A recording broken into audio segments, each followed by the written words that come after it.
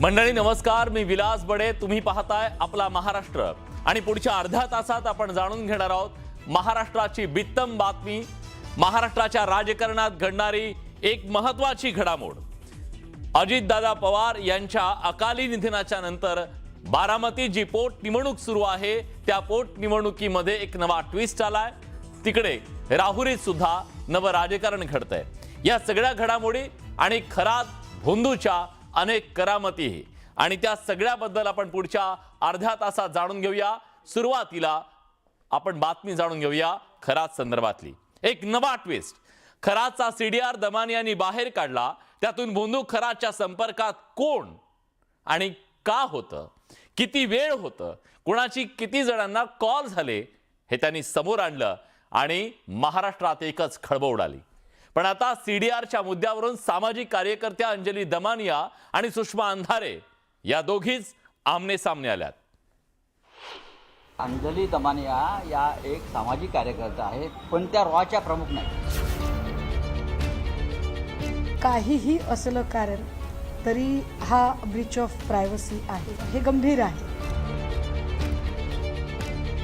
तो कागद पुरवठा करणारा पुरवठा अधिकारी कोण आहे याची सखोल चौकशी झाली पाहिजे.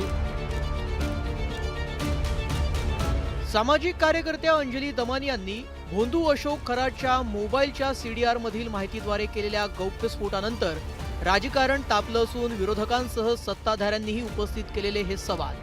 अंजली दमानियांना खरातच्या सीडीआर मधील माहिती कुणी दिली असा सवाल करत अंजली दमानियांवर कारवाई करण्याची मागणी करण्यात आली. यानंतर अंजली दमानियांनी पत्रकार परिषद घेत ही आपल्यापर्यंत माहिती कशी आली याचं स्पष्टीकरण दिलं.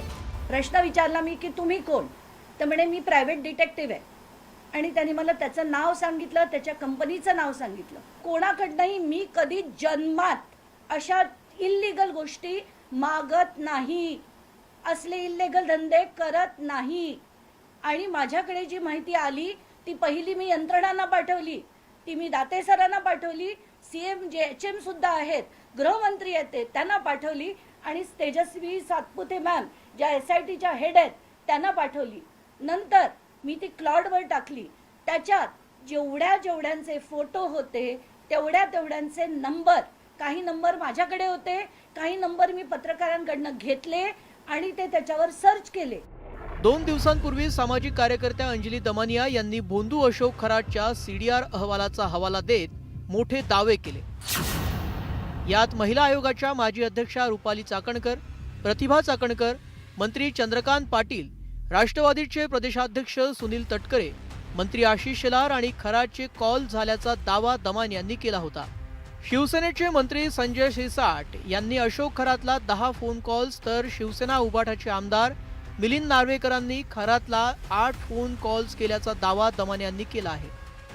यांची पूर्ण चौकशी, पहिलं तर यांच्यावर FIR झाला पाहिजे, यांना अटक झाली पाहिजे आणि यांच्यावर चौकशीनंतर कारवाई झाली पाहिजे. कारण इतका वेळ कोणी कुठल्याही गुरुशी कधीही बोलत नाही. 177 कॉल आणि 33,727 सेकंड जर ही व्यक्ती बोलत असेल तर ती काय बोलत होती याची चौकशी डेफिनेटली झाली पाहिजे. एखाद्या आरोपीचा सीडीआर बाहेर कसा पडला अशा सवालाच्या फैरी विरोधकांनी डागल्यानंतर हा सीडीआर अहवाल बाहेर कसा पडला याचे चौकशीचे आदेश मुख्यमंत्र्यांनी दिले. हे सीडीआर कुणी काढले आणि कसे काढले यामुळे ब्रीच ऑफ प्रायव्हसी होतच आहे आणि त्यावर निश्चित कारवाई झाली पाहिजे. अगदी दमानियांवर सुद्धा कारवाई झाली पाहिजे या संबंधाने. पण दमानियांनी जी माहिती काढली आणि जी माहिती त्या 3 वेळा सांगत आहेत ती माहिती सुद्धा दुर्लक्षित करण्यासारखी नाही. अशा प्रकारचा सीडीआर हा प्राप्त करून घेण्याचा कोणालाही अधिकार नाही. तो फक्त या ठिकाणी जी काही जांच एजन्सी आहे, जे तपास करतायत त्यांनाच तो अधिकार आहे. त्यामुळे असा हा सीडीआर कशा पद्धतीनं लीक झाला, तो कोणी लीक केला या संदर्भातली चौकशी राज्य सरकार करेल. खरातच्या सीडीआर मधील माहितीवरून सुषमा अंधारे आणि अंजली दमानियांमध्ये जुंपली आहे. विरोधकांच्या आरोपांना उत्तर देताना दमानिया भावनिक झाल्याचंही पाहायला मिळालं. आम्ही लढतो विषयांवर, फालतूचं राजकारण करत नाही आम्ही तुमच्यासारखं. मग काल बोलताना मी सिलेक्टिव्ह, तर मग मिलिंद नार्वेकरांचा नंबर आला, 8 कॉल आले, मागितले तुम्ही, मागणी केलीत त्यांच्या चौकशीची. काय बोलता तुम्ही अंधारे बाई? आणि जेव्हा बघावा तुमचा विषय काय, लढायचे कोणाविरुद्ध? खरातांविरुद्ध. मी नुसतं माझ्याकडे आलेली माहिती दिली तर लगेच वरखाली व्हायला लागल्या. दमनियाबाई अमुक, दमनियाबाई तमुक, दमनियाबाई तुम्ही हे नाही केलं, दमनियाबाई तुम्ही ते नाही केलं. खड्ड्यात जाऊ दे तुमचे सगळे विचार, तुमच्या खिशात ठेवा. जर माझ्यापर्यंत माहिती पोचते, दमानियापर्यंत माहिती पोचते, अजून कुणाकुणापर्यंत माहिती पोचते, तर ही सगळी माहिती SIT पर्यंत का पोचत नसेल? जर एवढं सगळं काम, जसं मी कालही म्हटलं, दमानियालाच SITचे प्रमुख करून टाका, काय अडचण आहे? हे सगळं काम जे आहे, हे काम आम्हाला SIT कडनं अपेक्षित आहे. अंजली दमानियांनी खराडच्या CDR मधील जाहीर केलेल्या माहितीवरून राजकारण तापलंय. आता दमानियांना खराडच्या CDRची माहिती कुणी दिली, याच्या तपासात काय समोर येतंय, याकडे सगळ्यांचं लक्ष लागलंय. Bureau report, news 18 Marathi. Ajit Pawar यांचं अकाली निधन झालं विमान अपघातात. आणि भोंदू खराचे समता पतसंस्थेतले आर्थिक व्यवहार याविषयी सामाजिक कार्यकर्ते अंजली दमानियाने काही गंभीर सवाल उपस्थित केलेत. खराच्या मोबाईल फोनचे CDR आपल्या हाती लागल्याचा दावा दमानिया करतायत. त्या CDR मधून ही बाब समोर आल्याचं दमानियांचं म्हणणं आहे. त्यामुळे दादांचा अपघात आणि खराचे आर्थिक व्यवहार याचं एकमेकांशी काही संबंध आहे का? आणि असेल तर मग त्याची चौकशी होणार आहे का? सवाल आहे. 28 जानेवारी 2025 महाराष्ट्राचे उपमुख्यमंत्री अजित पवार यांचं विमान अपघातात निधन झालं. मात्र त्याचवेळी भोंदू अशोक खराच्या समता पतसंस्थेतल्या खात्यावर मोठी उलाढाल झाल्याचा दावा अंजली दमानियांनी केला. खराच्या CDR मधून ही माहिती समोर आल्याचा दावा अंजली दमानियांनी केलाय. दमानियांच्या दाव्यानुसार 27 जानेवारी 2026 समता पतसंस्था 17 मेसेज, 18 जानेवारी 2026 समता पतसंस्था 19 मेसेज, 29 जानेवारी 2026 समता पतसंस्था 10 मेसेज, 30 जानेवारी 2026 समता पतसंस्था 8 मेसेज, 31 जानेवारी 2026 समता पतसंस्था 8 मेसेज. हे मेसेज खराच्या मोबाईलवर आले होते. खरातला आलेले आहेत, त्यांच्या नंबरवर समताकडनं आलेले आहेत. म्हणजे त्याच्यात पैसे डिपॉझिट झाले आहेत का, काढले गेले आहेत का, फिरवले गेले आहेत, हे आता यंत्रणेंनी शोधायचंय. इतर बँकांप्रमाणेच समता पतसंस्थेकडून प्रत्येक खातेधारकाला त्याच्या खात्यावरील उलाढालीचा मेसेज पाठवला जातो. अजित पवारांच्या अपघाताच्या आदल्या दिवसापासून खराच्या मोबाईलवर या व्यवहारांचे अनेक मेसेज आल्याचं दमानियांचं म्हणणं आहे. खरातला एरवी महिन्याला 7 ते 8 मेसेज येत असत, पण जानेवारी महिन्यात समता पतसंस्थेकडून तब्बल 129 मेसेज आल्याचा दावा दमानियांनी केलाय. सगळ्या महिन्याचे किती आहेत ते बघितले, महिन्याभरात सुद्धा 8च्या वर नव्हते. हे दिवसाला 19 आलेत. आणि जसं मी म्हटलं 27ला 17, 28ला 19, हे कसे आले एवढे मेसेजेस? काय ट्रान्झॅक्शन झालेत त्या समता पतसंस्थेत, या सगळ्या गोष्टी बाहेर आल्या पाहिजेत. अजित पवारांच्या अपघाताच्या दिवशी आणि त्यानंतरचे 4 दिवस भोंदू खराच्या खात्यावर झालेल्या या व्यवहारांची सखोल चौकशी करण्याची मागणी दमानियांनी केली. एक्झॅक्टली अजित पवार ज्या दिवशी गेले त्याच दिवशी आणि त्याचे आदले दिवस काही आणि नंतरचे दिवस काही, याच्यात असंख्य जे मेसेजेस आलेत त्याची चौकशी झाली पाहिजे. कारण इतके जे दिवसाला आलेले मेसेजेस आहेत ते याच्या आधी महिने आले नव्हते. मग याच्यात काय व्यवहार झाला, किती पैशाची देवाणघेवाण झाली, का झाली, या सगळ्या गोष्टीचा खुलासा झाला पाहिजे. दमानियांच्या या दाव्यानंतर रोहित पवारांनी सोशल मीडियावर एक पोस्ट शेअर केली आहे. अजितदादांच्या अपघाताच्या 1 दिवस आधी, अपघाताच्या दिवशी आणि अपघाताच्या दुसऱ्या दिवशी समता पतसंस्थेतून भोंदू अशोक खराचे मोठे आर्थिक व्यवहार झाल्याची धक्कादायक बाब अंजली दमानियांनी दिली आहे. आधी अजितदादांच्या घराबाहेर झालेला जादूटोणा आणि आता अंजली दमानियांनी दिलेली माहिती.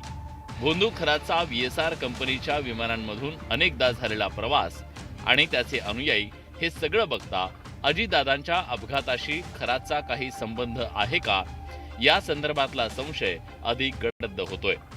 अजितदादांच्या अपघातासंदर्भात चौकशी करताना सीआयडीनं खरात आणि त्याच्याशी संबंधित लोकांचा देखील तपास करायला हवा. काही दिवसांपूर्वी अजित पवारांच्या बारामतीतल्या सहयोग निवासस्थानाबाहेर झालेल्या जादूटोण्याचा प्रकार समोर आला होता. यामागे भोंदू खरातचा हात आहे का असा संशय रोहित पवार तसंच अमोल मिटकर यांनी व्यक्त केला होता. आता दमानी यांनी खरातच्या आर्थिक व्यवहारांविषयी शंका उपस्थित केल्यानं नव्या चर्चेला तोंड फुटलंय. Bureau report, news 18 Marathi. आर्थिक गैरव्यवहार आणि मनी लॉन्ड्रिंग प्रकरणी आता भोंदू अशोक खरात विरोधात ईडीचा फास आवळू लागलाय. महाराष्ट्र सरकारनं ईडीला भोंदू खरातची चौकशी करण्याची मागणी केली. या प्रकरणातल्या पैशांची हेराफेरी, हवाला आणि मोठ्या रकमांचं मनी लॉन्ड्रिंग या सगळ्याचा तपास ईडीकडून केला जाणार आहे.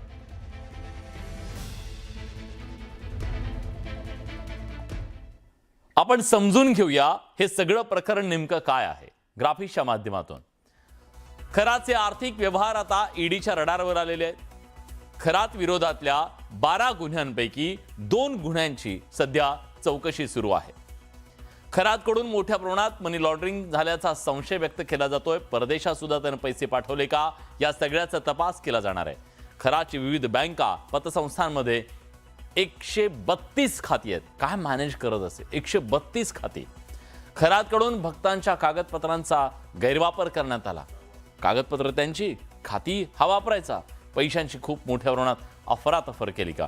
खरातच्या खात्यांमधून कोट्यवधींचे व्यवहार झाल्याचा संशय आहे आणि ईडीनं SIT कडून आता या सगळ्या व्यवहारांची कागदपत्र मागितलेली आहेत आणि या कागदपत्रांच्या माध्यमातून कदाचित खरातचं हे ऑडिट झाल्यानंतर CAच्या संशयाच्या भोऱ्यात जो सापडलाय त्या सगळ्यातून समोर येईल की या भोंदूनं आर्थिक कशा प्रकारचे घोटाळे केलेले आहेत. आणि राज्याच्या राजकारणात आता यानंतर एक राजकीय बातमी जिनं ठिणगी टाकली आहे. ठाकरेंच्या शिवसेनेचं मुखपत्र सामना आणि त्यातल्या अग्रलेखानं ही राजकीय ठिणगी महाविकास आघाडीत टाकली आहे. अग्रलेखातून काँग्रेसचे प्रदेशाध्यक्ष नाना पटोले यांच्यावर थेट टीका करण्यात आली आहे. त्यातून महाविकास आघाडीतला जो अंतर्गत कलह आहे तो आता चव्हाट्यावर आला. विधानसभा पोटनिवडणुकीवरून मवियात खटके उडत असल्याचं चित्र समोर आलंय. सामनातील अग्रलेखातून संजय राऊतांनी मवियातील मित्रपक्ष असलेल्या काँग्रेसवर जोरदार हल्ला चढवला. विधानसभा निवडणूक, नुकतीच झालेली राज्यसभा निवडणूक आणि 2022 मध्ये गेलेली मवियाची सत्ता या सर्व घडामोडींचा या अग्रलेखातून समाचार घेण्यात आला. सामनाच्या अग्रलेखात काँग्रेसला स्पष्ट असा संदेश देण्यात आलाय. अग्रलेखातून कशा प्रकारे काँग्रेस आणि नाना पटोलेंवर हल्ला चढवण्यात आला ते आता पाहूयात. मित्रपक्षांच्या भावनांना विचार न करता एखाद्या विषयावर अंतर राखणं हा दृष्टिकोन संकुचित ठरेल. मोठे ध्येय साध्य करण्यातला तो अडथळा ठरेल. प्रादेशिक पक्षांचा सन्मान राखा, त्यांचा वापर कुबड्यासारखा करू नका आणि मोठा भाऊ असल्याचा आव आणू नका असा सल्ला राऊतांनी दिलाय. तसंच मविया सरकार कोसळण्यासही अप्रत्यक्षपणे नाना पटोले जबाबदार असल्याचा आरोप करण्यात आला. विधानसभा अध्यक्षपदाचा राजीनामा दिला नसता तर सरकार अजून 15 वर्ष टिकलं असतं असा दावाही या अग्रलेखात करण्यात आलाय. आम्ही काँग्रेसला समजून सांगत आहोत की देशावर भविष्यामध्ये जे परिवर्तन होईल त्याचं नेतृत्व तुम्हाला करायचं आहे. त्यासाठी राज्यातले जे प्रादेशिक पक्ष आहेत तुम्ही त्यांच्याशी सन्मानानं, आपुलकीनं आणि सकारात्मक दृष्टिकोन ठेवून वागायला पाहिजे. हा विषय फक्त महाराष्ट्रातला नाहीये. हाच विषय बिहारमध्ये असू शकतो, हा तेलंगणात असेल, हा उत्तर प्रदेशमध्ये असेल. संजय राऊतांनी केलेल्या टीकेनंतर नाना पटोलेही आक्रमक झाले. पटोलेंनी मित्रपक्षांना थेट इशारा दिलाय. काँग्रेसची बदनामी थांबवा नाहीतर मी गौप्यस्फोट करेन अशा शब्दात पटेलांनी त्यांचा संताप व्यक्त केला. महाविकास आघाडीत समन्वयाचा अभाव आहे आणि अशा प्रकारचे आरोप प्रत्यारोप आघाडीसाठी धोकादायक आहेत असंही पटोलेंनी स्पष्ट केलंय. अध्यक्ष न होऊ देणं कोणाच्या दबावाखाली त्या नेते जे आहेत सेनेचे असतील राष्ट्रवादीचे असतील कोणाच्या दबावाखाली काँग्रेसचा अध्यक्ष होऊ दिला नाही याचं उत्तर पहिलं त्यांनी दिलं पाहिजे. आणि म्हणून या वक्तव्याला आता एक गोष्ट मागं पडलेली आहे. या गोष्टीला वारंवार भूमिका मांडून काँग्रेसला बदनाम करण्याचा प्रयत्न जर केला जाईल तर याची वास्तविकता आम्ही मांडू, पण आज ती वेळ नाही. सामनातील अग्रलेखातून संजय राऊतांनी केलेली टीका आणि नाना पटोलेंनी केलेला पलटवार यामुळे मवियात पुन्हा एकदा वादाची ठिणगी पडली आहे. तर दुसरीकडे बारामतीत उपमुख्यमंत्री सुनेत्रा पवार यांनी त्यांच्या उमेदवारी अर्ज दाखल केला. यावेळी राष्ट्रवादीसह सत्ताधारी पक्षांचे नेते उपस्थित होते. अर्ज भरण्यासाठी झालेल्या मेळाव्यात भावनिक क्षण पाहायला मिळाले. सुनेत्रा पवार बोलताना त्यांच्या अश्रूंना आवर घालू शकल्या नाही. बारामती ही दादांसाठी आईसारखी होती. इथल्या प्रत्येक नागरिक म्हणजे पांडुरंग. या त्यांच्या वक्तव्यामुळे संपूर्ण वातावरणच भावनिक झालं होतं. बारामती म्हणजे दादांचा श्वास होता, म्हणूनच त्यांचा अखेरचा श्वास देखील बारामतीच्या मातीतच विसावला.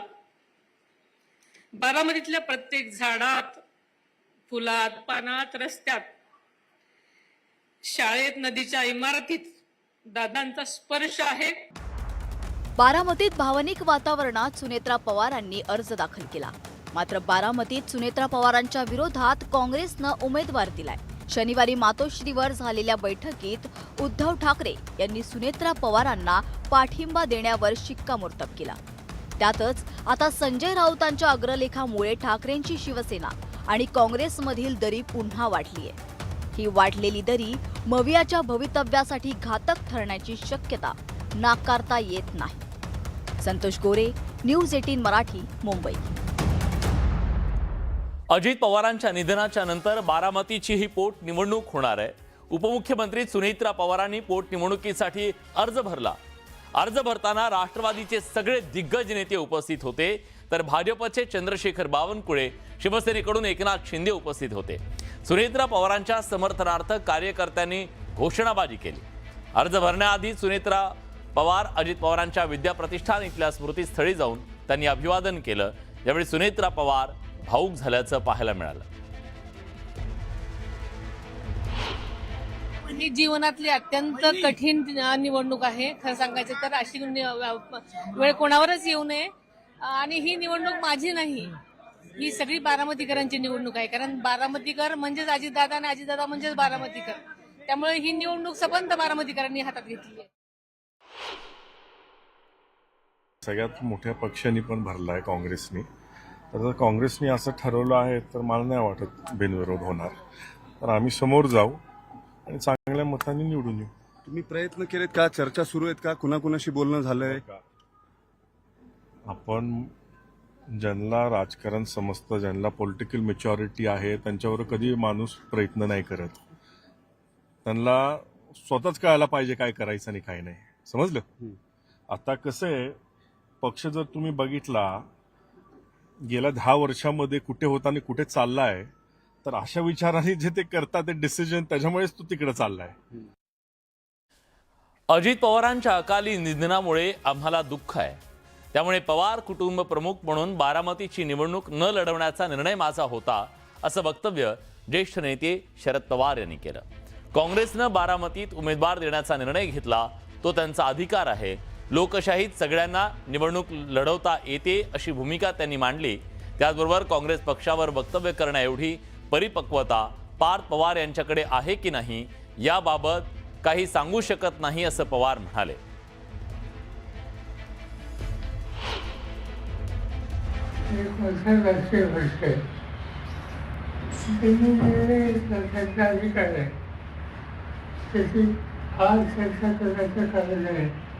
आणि नियोजन ही मागणी करण्याचे काही कारण नाही. लोकशाहीमध्ये निवडणूक किंवा लढायची असेल तर समस्या करून म्हणजे ते मान्य करूनच निवडणुकीत करायला.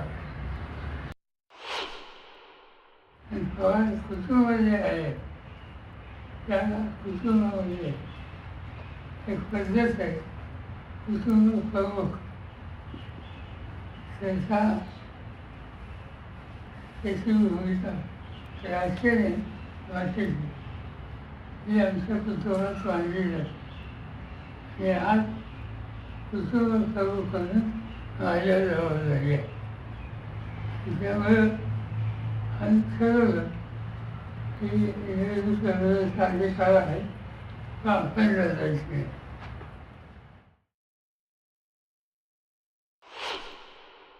हे चुकीचं आहे त्याच्या पक्षाची पद्धत असते नैसर्गिक आहे प्रश्न काय पक्षाचा कार्यक्रम होता पण एनडीएच्या नेत्यांचे फोटो लावले गेले होते असा प्रश्न उपस्थित केला जातोय.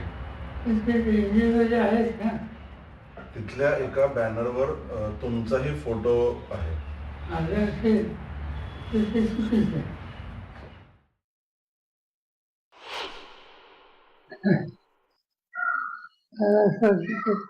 राजकारणामध्ये महत्वाची धोरणाचं क्षेत्र करायला एक प्रकारची परिपक्वता लागते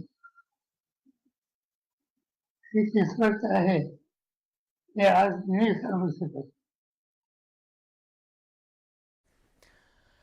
अहिल्यानगरच्या राहुरी विधानसभा पोटनिवडणुकीत शरद पवारांच्या राष्ट्रवादी काँग्रेसला मोठा धक्का बसलाय. एक प्रकारे एक मोठा ट्विस्ट आलाय असं म्हटलं तर वावगं ठरणार नाही. राहुरी इथल्या पवारांच्या राष्ट्रवादीचे माजी आमदार प्राजक्त तनपुरे यांनी ऐन वेळेला पोटनिवडणुकीतून माघार घेतली आहे. सोमवारी अत्यंत नाट्यमय सगळ्या राजकीय घडामोडी घडल्या. पोटनिवडणुकीत उमेदवारी अर्ज भरण्याच्या अखेरच्या दिवशी भाजपचे प्रदेशाध्यक्ष रवींद्र चव्हाण आणि मंत्री राधाकृष्ण विखे पाटील यांनी प्राजक्त तनपुरेंची भेट घेतली. त्या भेटीनंतर तनपुरेंच्या माघारीचे संकेत मिळाले आणि पुढच्या काही तासात तशा घडामोडी घडल्या. प्राजक्त तनपुरेंनी राहुरीच्या पोटनिवडणुकीतून माघार घेतली. तनपुरे ऐनवेळी कच खाणार याची शरद पवारांना आधीच कुणकुण लागली होती. त्यामुळे तनपुरेंच्या माघारीनंतर शरद पवारांच्या राष्ट्रवादीकडून तातडीनं गोविंद मोकाटे यांना उमेदवारी अर्ज दाखल केला. त्यामुळे आता अक्षय कर्डिले विरुद्ध मोकाटे अशी थेट लढत होणार आहे. ते भाजपबरोबर ते बोलणे करायला गेलेले नव्हते. भाजपचे नेते त्यांच्याकडे गेले होते असं मला कळतंय. मला काहीची माहिती नाही पण भाजपचे नेते त्या ठिकाणी गेलेले होते त्यांच्याशी चर्चा करायला. मला वाटतं की भाजपला निवडून यायची शक्यता अशा वाटत नाही का म्हणून त्यामध्ये अशा प्रकारची मार्ग काढण्यासाठी किंवा मध्यस्थी करून अशा प्रकारचा प्रयत्न केला असेल मला ती कल्पना नाही. आणि त्यांनी जर काही झालं दगा फटका 2 दिवसापासून आधी चर्चा होते तर त्यानंतर मलाच उमेदवारी मिळणार होती याच्यात काही शंका नव्हती. बाजूला झाले असं म्हणता येणार नाही. ते आमचे नेते इथं आम्हाला त्यांचा कायम पाठिंबा असतो. आम्हाला म्हणजे ते सगळे कार्यकर्ते माझ्या पाठीमागे लावतील यात काही शंका नाही. दरम्यान काही वेळापूर्वी आम्ही प्राजक्त तनपुरेंशी संवाद साधला. त्यावेळी त्यांनी निवडणूक न लढण्याची आपली काही कारणं सांगितली.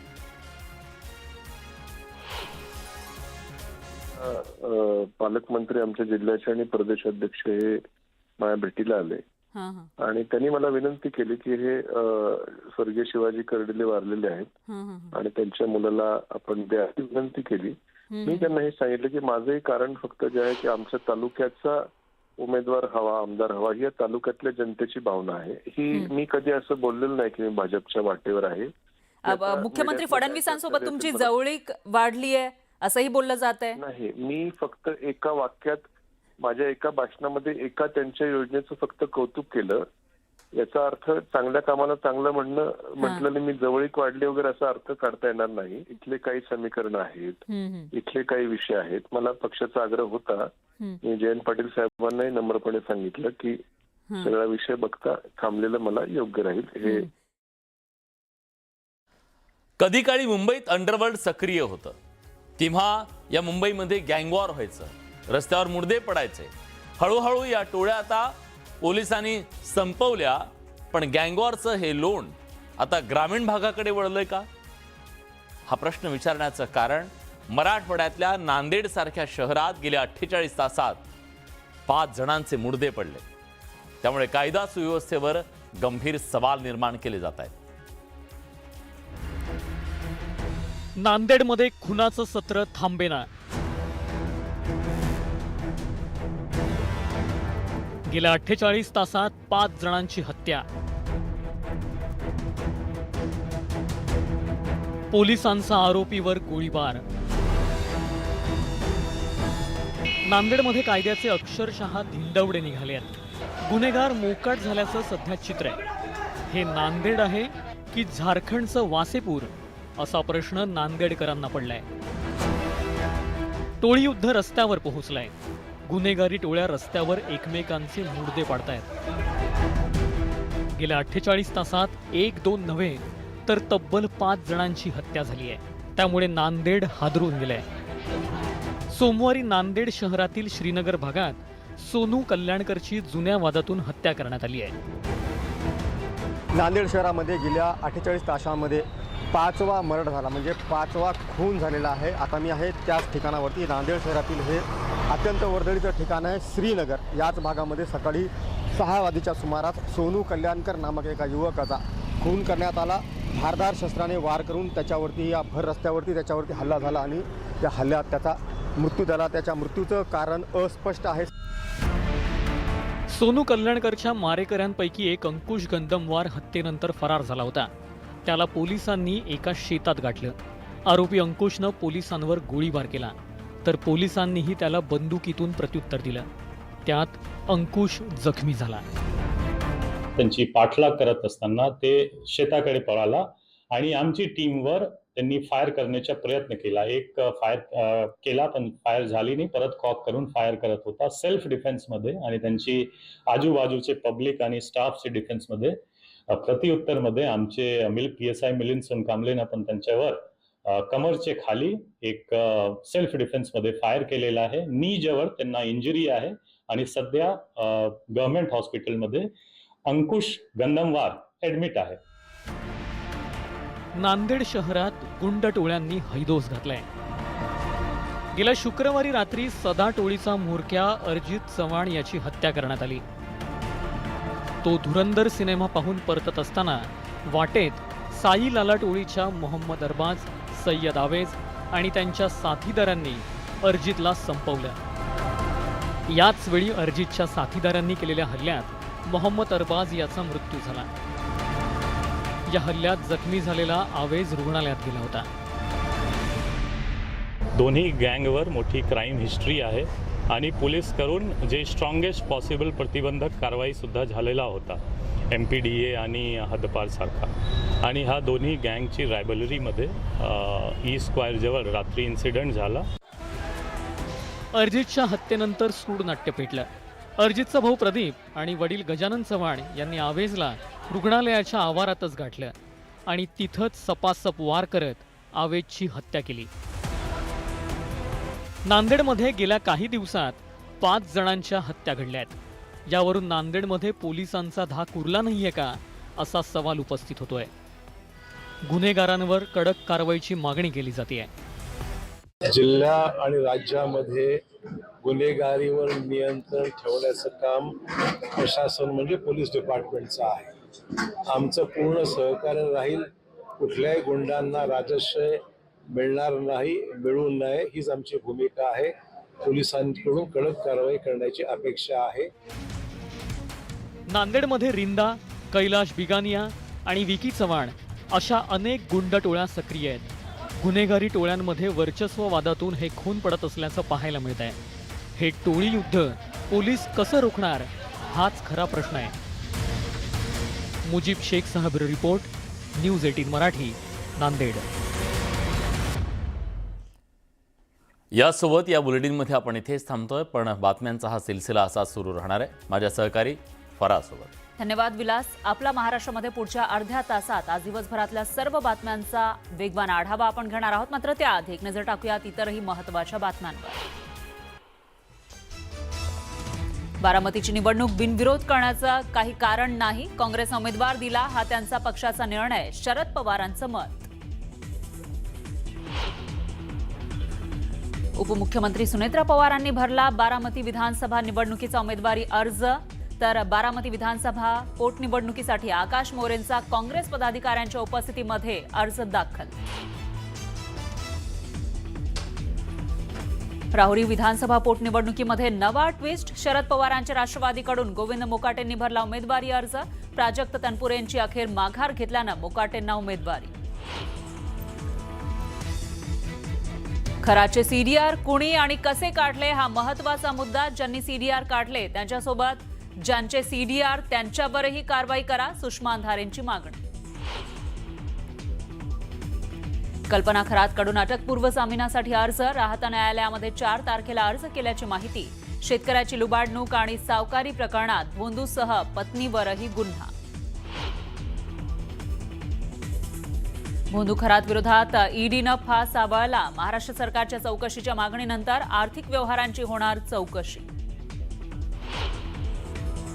नांदेडमध्ये 48 तासांमध्ये तब्बल 5 खून. आरोपींचा पाठलाग करताना पोलिसांकडून गोळीबार.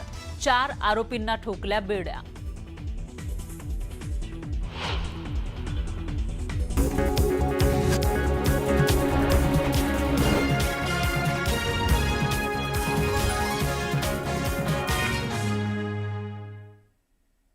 नमस्कार, मी फराह खान. तुम्ही बघता महाराष्ट्राचा number 1 Marathi news channel news 18 Marathi, आवाज महाराष्ट्राचा. आणि बुलेटिनच्या सुरुवातीला बातमी आहे सांगलीमधून. भाजपचे आमदार गोपीचंद पडळकर यांची जीभ पुन्हा एकदा घसरली आहे. ईश्वरपूरच्या रस्त्यावरून जयंत पाटील यांच्यावर गोपीचंद पडळकर यांनी जहरी टीका केलेली आहे. इतके वर्ष मंत्री होता, एक रस्ता तुम्हाला करता आला नाही. मार्केट कमिटीवर प्रशासक आला. तुमची लुटीची सर्व साधनं आम्ही बंद पाडू. कोणालाही खायला देणार नाही. विरोधकांची लुटीची केंद्र सगळी काढून घेऊ, असं पडळकर म्हणाले. निघाल्यानंतर 1 तासामध्ये जतमध्ये जातो. इथून 1-1.5 तास फक्त मिरज मधून निघाल्याच्या नंतर नागज फाट्यावरती जायला लागत होता. आज परिस्थिती बदलली. ड्रायव्हर झोपतोय, त्याला वाटतंय घरात आहे का गाडीत आहे कळत नाही. एक खड्डा सुद्धा नाही रोडला. ही परिस्थिती आहे. ही परिस्थिती उगाच तयार झाली नाही, आपल्या पार्टीने केली आहे. आज ईश्वरपूरवरनं सांगलीला येणारा रस्ता, अरे एवढे वर्ष तुम्ही मंत्री आहे, तुमच्या जिंदगीवरती थुकतो. अरे तुम्हाला रस्ता करता येत नाही, तो माझ्या पार्टीने केलाय, माझ्या नेतृत्वाने केलाय आणि याचा अभिमान आपल्याला असला पाहिजे. साधा रस्ता तुम्ही करू शकत नाही, बदल काय करणार आहे? दुसरीकडे जळगावमध्ये गिरीश महाजन आणि एकनाथ खडसेंमध्ये पुन्हा एकदा शाब्दिक युद्ध रंगलंय. वतनाची जमीन खरेदीवरून दोघांमध्ये वाद सुरू झालाय. वतनाची जमीन खरेदी केली होती, तर त्यावेळी एकनाथ खडसेंनी तक्रार का केली नाही असं महाजन म्हणाले आणि त्याला खडसेंनी प्रतिउत्तर दिलंय. पत्रामध्ये त्यांनी ही माहिती लपवली नाही. ती त्यांची आमदारकी रद्द झाली असती कोणी जर तक्रार केली असती तर. मग करा ना म्हणा तुम्ही. खडसेंनी तक्रार करावी माझी. मी कुठे डायरेक्टर आहे, कुठे लपवलेलं आहे, कुठले पैसे लपवलेले काय, त्यांनी माझी तक्रार करावी. तुम्ही आता दररोज प्रत्येक आठवड्याला तुमची SIT होते, तुमच्यावर गुन्हे दाखल होत आहेत. ते बघा, लोकांच्या जमिनी खाऊन चाललेत, महारवताच्या जमिनी खाऊन चाललेत. हायवेमध्ये जमिनी लगेच विकत घेतात कार्यकर्त्याच्या जमिनी, तिथे झाडं लावतायत, त्यात पैसे मागतायत. भोसरीच्या जमिनीमध्ये तर तुमचं काय चाललंय तुम्हाला माहिती आहे. गिरीश महाजनांनी त्यांनी घेतलेली जी महारवतांची जमीन नव्हती, महाराची जमीन होती, तीच जमीन यासाठी परत केली की त्यांनी 2 विधानसभा लढवल्या आणि त्या दोन्ही विधानसभेच्या लढवल्यामध्ये ॲफिडेव्हिट जे असतं, निवडणूक पत्र द्यावं लागतं की माझ्याकडे एवढी प्रॉपर्टी आहे. त्या दोन्ही याच्यामध्ये शपथपत्रामध्ये त्यांनी ही प्रॉपर्टी लिहिली नव्हती आणि मला हे माहीत होतं, पण त्यावेळेस मी तक्रार केली नाही. जर त्याची तक्रार केली असती की ह्यांनी आपली प्रॉपर्टी लपवली तर त्यांचं आमदारकी रद्द झाली असती कदाचित. त्यांनी म्हटलं की तक्रार का केली नाही, करायला पाहिजे होती असं म्हणलं. आता त्यावेळेस ते आमचं बाळ होतं. यानंतर आपला महाराष्ट्रामध्ये घेऊयात आज दिवसभरातल्या सर्व बातम्यांचा वेगवान आढावा. उपमुख्यमंत्री सुनेत्रा पवारांनी बारामती विधानसभा निवडणुकीसाठी उमेदवारी अर्ज दाखल केला. उपमुख्यमंत्री एकनाथ शिंदे, चंद्रशेखर बावनकुळे यांच्यासह महायुतीच्या नेत्यांनी यावेळी उपस्थिती लावली. बारामती म्हणजे अजितदादांचा श्वास होता, म्हणूनच त्यांचा अखेरचा श्वासही बारामतीच्या मातीतच विसावल्याची भावना सुनेत्रा पवारांनी व्यक्त केली. राष्ट्रवादीच्या मेळाव्यात बोलताना उपमुख्यमंत्री सुनेत्रा पवार यांना अश्रू अनावर झाले. बारामती विधानसभा पोटनिवडणुकीसाठी काँग्रेसनं उमेदवारी अर्ज दाखल केला. आकाश मोरेंनी काँग्रेस पदाधिकाऱ्यांच्या उपस्थितीमध्ये अर्ज दाखल केला. यामुळे सुनेत्रा पवारांना काँग्रेसचं आव्हान असेल. राज्यसभा आणि विधान परिषद निवडणुकीवरून सामनाच्या अग्रलेखातून शिवसेना युबीटीनं काँग्रेसवर हल्लाबोल केला. काँग्रेसनं राज्यसभा विधानसभेच्या या जागेसाठी कुढत बसू नये असा सल्ला काँग्रेसला देण्यात आला. मित्रपक्षांशी अंतर राखणं म्हणजे संकुचितपणा असल्याचंही सामनात म्हटलंय. राहुरी विधानसभा पोटनिवडणुकीमध्ये शरद पवारांच्या राष्ट्रवादीकडून गोविंद मुकाटे यांनी उमेदवारी अर्ज दाखल केला. प्राजक्त तनपुरेंची माघार पाहायला मिळाली, त्यानंतर मुकाटेंना उमेदवारी देण्यात आली. राज्यसभेच्या नवनिर्वाचित खासदारांनी खासदारकीची शपथ घेतली. शरद पवार, माया युनाते, ज्योती वाघमारे, रामदास आठवले, रामराव बडकुतेंनी पद आणि गोपनीयतेची शपथ घेतली. एका अज्ञात व्यक्तीनं मला फोन कॉल संदर्भात माहिती दिल्याचं अंजली दमानी यांनी म्हटलंय. तर 31 मार्चला मला एक मेसेज आल्याचंही त्यांनी सांगितलंय. यानंतर मी दातेंना डिटेल्स पाठवल्याचं म्हणत सीडीआरच्या मुद्द्यावरून त्यांनी स्पष्टीकरण दिलं. भोंदू खरात विरोधात ईडीनं फास आबळलाय. महाराष्ट्र सरकारच्या चौकशीच्या मागणीनंतर आर्थिक व्यवहारांची ही चौकशी केली जाणार आहे. शिवसेना युबीटीच्या मुंबईतील नगरसेवकांची उद्या बैठक आयोजित करण्यात आली आहे. मुंबईतल्या सेंट रेजिस हॉटेलमध्ये शिवसेना युबीटीची ही बैठक होणार आहे. या बैठकीमध्ये उद्धव आणि आदित्य ठाकरे शिवसेना युबीटीच्या नगरसेवकांना मार्गदर्शन करणार आहेत. आंतरराष्ट्रीय युद्धाचा फटका अंबरनाथ MIDC मधील उद्योगांना बसलाय. पीएनजी गॅसचा पुरवठा 50% घटल्यानं उत्पादनात 30% घट झाली आहे. परिणामी महिनाभरात तब्बल 1000 कोटींचं नुकसान झाल्याचा अंदाज आहे. 1400 कंपन्यांवर याचा परिणाम झालाय आणि निर्यातही मंदावली आहे. त्यामुळे उद्योगांकडून गॅस पुरवठा सुरळीत करण्याची मागणी केली जाते. इराण अमेरिका युद्धाचा थेट फटका हा मुंबईतल्या अनेक व्यवसायांना बसू लागलाय. याची झळ बेकरी व्यवसायाला सुद्धा मोठ्या प्रमाणामध्ये बसली आहे. मुंबईतल्या अनेक बेकऱ्या बंद होण्याच्या मार्गावर आहेत. वडाळ्यातील मराठा बेकरी सध्या गॅसऐवजी डिझेलवर सुरू आहे. नागपुरात सुरू असलेल्या राष्ट्रीय बॉक्सिंग चॅम्पियनशिपच्या 700 खेळाडूंना इंधन तुटवड्याचा फटका बसत असल्याचं समोर आलंय. खेळाडूंच्या जेवणासाठी व्यावसायिक गॅस सिलेंडरच उपलब्ध नसल्यानं आता केटरर्सला चुलीवर जेवण बनवण्याची वेळ आली आहे. भिवंडीमध्ये गॅस टंचाईच्या निषेधार्थ वंचित बहुजन आघाडीचे केंद्र शासनाच्या विरोधात चुलीवर भाकरी भाजून आंदोलन केलं आहे. धामणकर नाका इथं चुलीवर भाकरी भाजून केंद्र सरकारच्या विरोधात जोरदार घोषणाबाजी करण्यात आली आणि आंदोलन करून देशभरातील वाढती गॅस टंचाईची समस्या दूर करण्याची मागणी केली.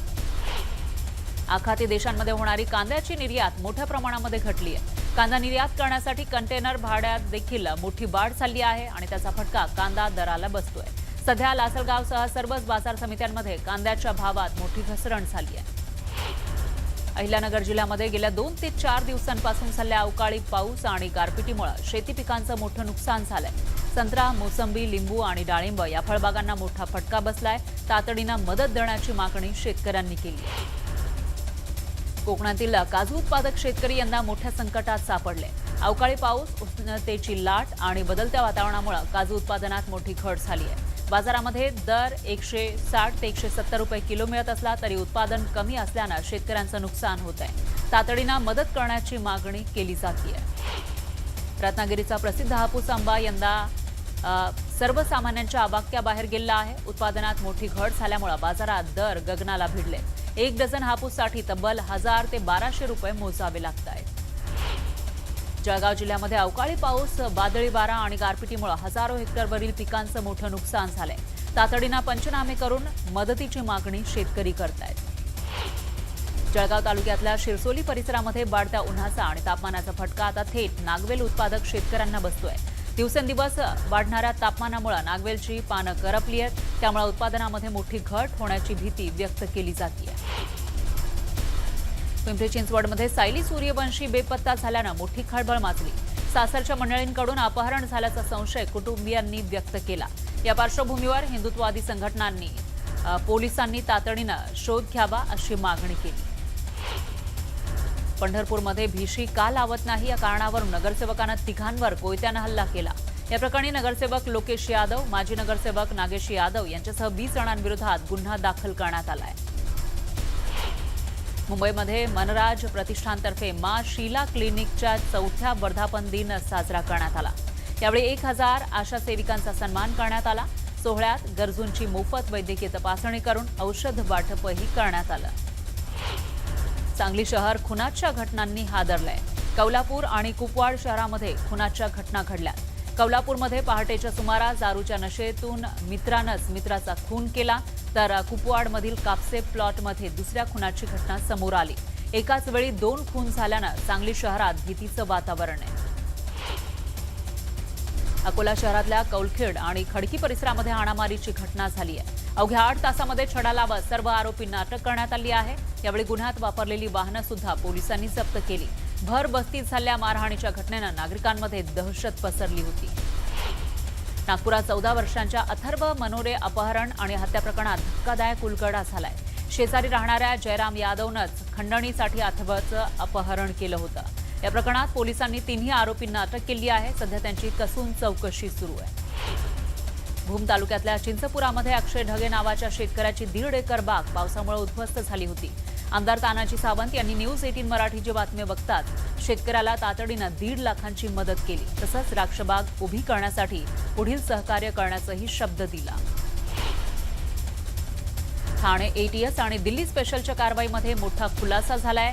गजबाए हिंद राबवण्याच्या तयारीत काही तरुण होते अशी माहिती समोर आली आहे. अटक केलेल्या संशयित दहशतवाद्यांकडून लाल किल्ल्यावर ISISचा झेंडा लावलेला फोटो सापडलाय. ब्रेकनंतर बातमी आहे चंद्रपूरमधून. चंद्रपूर मूल महामार्गावर मामा मेलबाघाच्या शिकारीचा थरार पाहायला मिळाला. भर दिवसा वाघानं महामार्गालगत गायीची शिकार करून ती रस्त्यावर ओढत नेली. या घटनेचे व्हिडिओ प्रवाशांनी मोबाईलमध्ये कैद केले आणि ते सोशल मीडियावर व्हायरल होत आहेत. गर्दी वाढल्याचं लक्षात येताच वाघानं शिकार तोंडात धरून जंगलात नेली आणि या प्रकारामुळे परिसरात भीतीचं वातावरण पसरलं होतं. नंतर बातमी आहे अकोल्यामधून. अकोल्याच्या मुख्य बस स्थानक चौकामध्ये नाश्ता करणाऱ्याचं आरोग्य धोक्यात आलं आहे. नाश्त्यासाठी चक्क नाल्याचं पाणी वापरत असल्याचा व्हिडिओ समोर आलाय. अकोल्यामधल्या मुख्य बस स्थानक परिसरामध्ये असलेल्या एका हातगाडीवरील नाश्त्यासाठी चक्क नालीमधील पाणी वापरल्याचा एक व्हिडिओ सोशल मीडियावर व्हायरल झालाय.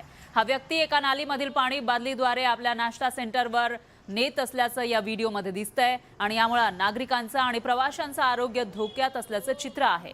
व्हायरल व्हिडिओमध्ये नाल्याच्या पाण्याचा वापर होत असल्याचं स्पष्ट दिसतंय आणि त्यामुळे नागरिकांनी आरोग्य विभागावर सुद्धा प्रश्नचिन्ह उपस्थित केलेत.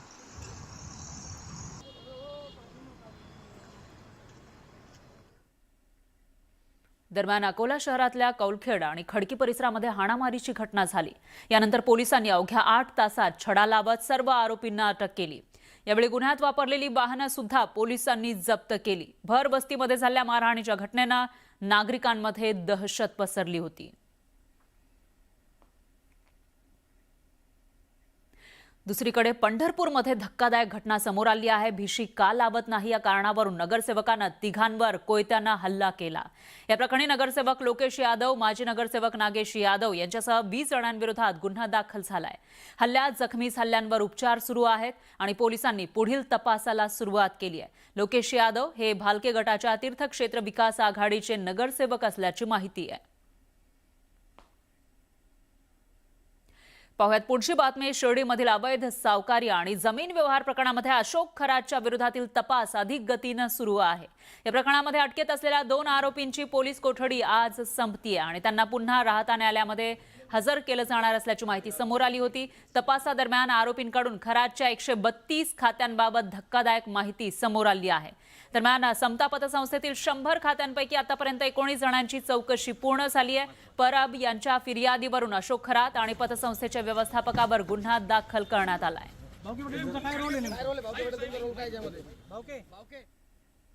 पिंपरी चिंचवडमध्ये सायली सूर्यवंशी बेपत्ता झाल्यानं मोठी खळबळ माजलेली आहे. सासरच्या मंडळींकडून अपहरण झाल्याचा संशय कुटुंबियांनी व्यक्त केला आहे. मुस्लिम तरुणाशी विवाह करून धर्म स्वीकारल्यानंतर काही दिवसांपूर्वी सायलीचं शुद्धीकरण करून तिला 4 मुलांसह पुन्हा हिंदू धर्मात प्रवेश देण्यात आला होता. त्यामुळे हे प्रकरण चर्चेत आलं होतं. या पार्श्वभूमीवर हिंदुत्ववादी संघटनांनी पोलिसांकडे आता तातडीनं शोध घ्यावा अशी मागणी केली आहे. दरम्यान या प्रकरणावर मिलिंद एकबोटे यांनी सुद्धा प्रतिक्रिया दिली आहे. पोलिसांकडून तपास सुरू आहे. त्यानंतर बातमी आहे गुजरातच्या पंचमहलमधून. हलोल पावागड रस्त्यावरल्या भंगाराच्या गोदामाला भीषण आग लागली. आग पसरल्यानं आजूबाजूच्या परिसरामध्ये घबराट पसरली. आगीच्या प्रचंड ज्वाळांमधून आकाशामध्ये काळ्या धुराचे लोट उठत होते. माहिती मिळताच हलोल अग्निशमन दल तात्काळ घटनास्थळी दाखल झालं. आग नियंत्रणात आणण्यासाठी प्रशासन शर्थीचे प्रयत्न करत आहे.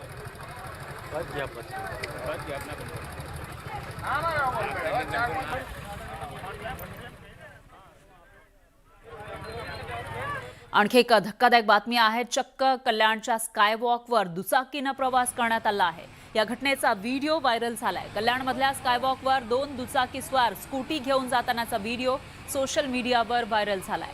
कल्याण पूर्वेतील स्कायवॉकवरील हा व्हिडिओ असल्याची माहिती आहे. आता पोलीस किंवा आरटीओ विभागाकडून या दुचाकीस्वारांच्या विरोधात कारवाई केली जाणार का, असं सवाल आहे. दरम्यान याविषयी आता नागरिकांकडून कारवाईची मागणी सुद्धा केली जाते.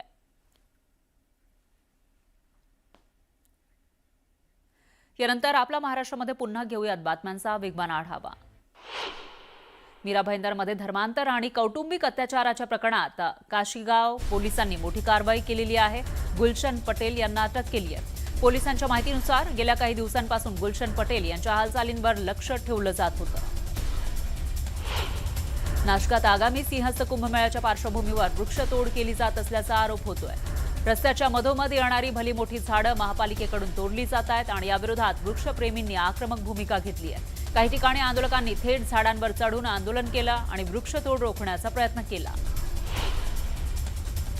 मुंबईमध्ये सध्या 4 मेट्रो मार्गिका सेवेत आहेत आणि आणखी 2 नवीन मेट्रो मार्गिका सेवेत दाखल होणार आहेत. मेट्रो 2B मार्गिकेमधील डायमंड गार्डन ते मंडाले टप्पा 1 मानखुर्द आणि मेट्रो 9 मार्गिकेतील दहिसर ते काशीगाव टप्पा 1चं लोकार्पण होणार आहे. मुंबई शहर आता अधिक वेगवान मेट्रोमय होणार आहे. 10 सेकंद 10 बातम्या. प्रायोजक डिफेन्स करिअर अकॅडमी. युवक युवतींनो, भारतीय सैन्यात घडवा अभिमानास्पद करिअर. रत्नागिरीचा प्रसिद्ध हापूस सर्वसामान्यांच्या अवाक्याबाहेर. उत्पादनात मोठी घट झाल्यामुळे दरात वाढ. 1 डझन हापूसचा दर पोहोचला 1000 ते 1200 रुपयांवर. राज्यात पावसाचा जोर ओसरणार. मुंबईसह उर्वरित महाराष्ट्रामध्ये उन्हाची तीव्रता आणि उकाडा वाढण्याची शक्यता. सिलेंडर तुटवड्यामुळे मुंबईतील बेकरी व्यावसायिक संकटात. सवलतीच्या दरात सिलेंडर देण्याची मागणी. मुंबईतल्या 2 मेट्रो मार्ग उद्या येणार सेवेत. दहिसर ते मीरा रोड आणि डायमंड गार्डन मेट्रो उद्या सेवेत येणार. देवनार कचरा भूमीवरील कचरा हटवण्याच्या प्रकल्पाला सागरी किनारा क्षेत्र व्यवस्थापन प्राधिकरणाची मंजुरी. 185 लाख टन कचरा हटवण्याच्या कामाला लवकरच गती मिळणार.